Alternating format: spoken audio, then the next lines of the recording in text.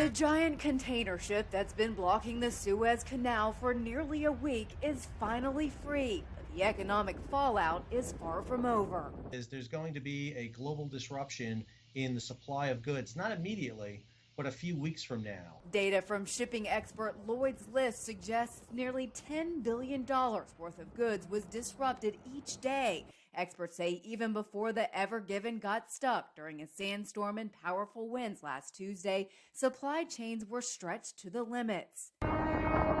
Now experts say this fiasco is making it much more expensive to move goods around the world and causing shortages of everything from exercise bikes to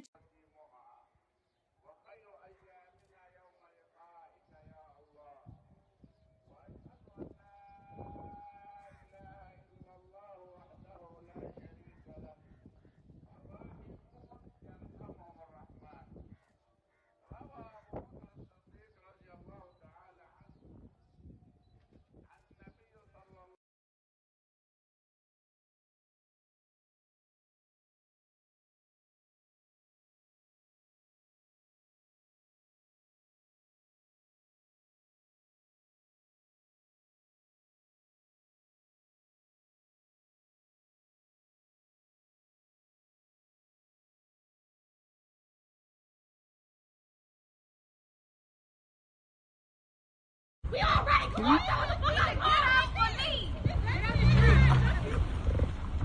Bro, you wait and take it out.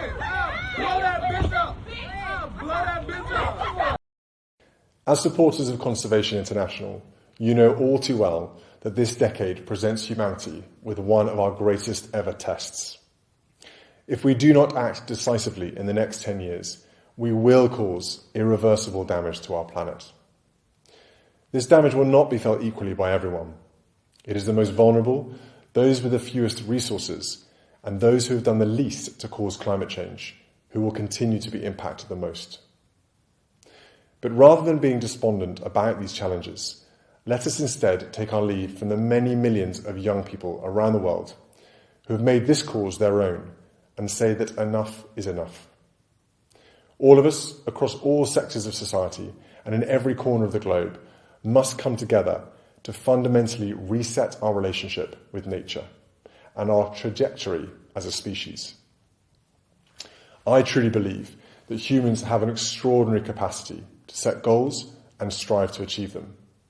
The remarkable development of the COVID-19 vaccine in record time is a case in point. That is why I founded the Earthshot Prize. Over the next 10 years, the Earthshot Prize will incentivise, reward and scale solutions and innovations to solve the greatest... My wife came in and she said, Fred, you have a letter here from Ireland. And I thought, I don't know anybody from Ireland. Who can this be? Dear Reverend Fred, I hope this quite unexpected letter from Ireland will provide some little amusement for you. Yours sincerely, Jim Johnston.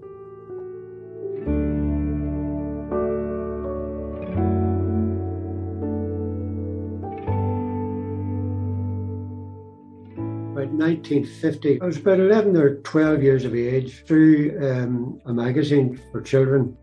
If you're interested in having a pen pal, you entered your name, which I did, and then you wait to see who might pick it up. And in my case, I got a letter from a boy called Fred Hurd from Klamath Falls in Oregon. Fred asked me at one time, did I have red hair? Like he thought all Irishmen had red hair.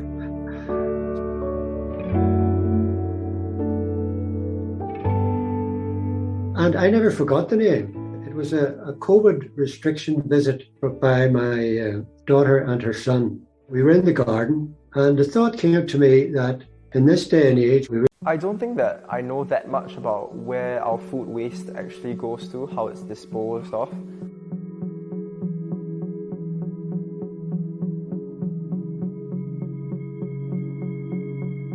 The biggest issue that my family has with regards to food waste is sometimes if we don't check our fridge regularly, there may be times when some food gets expired. I think if we know more about where our waste goes to, firstly, where our food actually comes from, those different aspects along the supply chain, and then where our food waste actually goes to, I do think that having that awareness would actually provide sort of the impetus for more Singaporeans to actually lead more sustainable lifestyles.